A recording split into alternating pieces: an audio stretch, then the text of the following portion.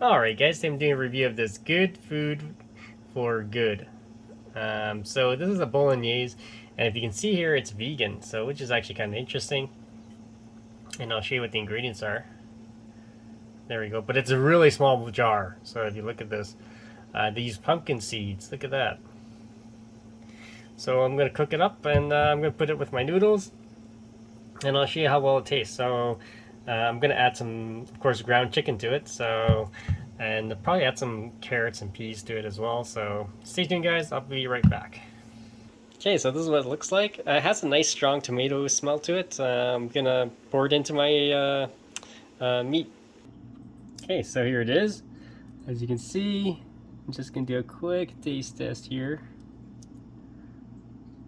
Right there.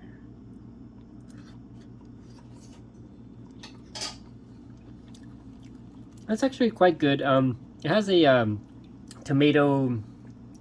I would say the tomato taste is pretty good, but you don't really taste the basil too much or the other herbs. But it's decent. Yeah, it's decent. But I added ground turkey to it, so as you can see. All right, guys, see more videos. Don't forget to subscribe to the channel, and we'll see you on the next one.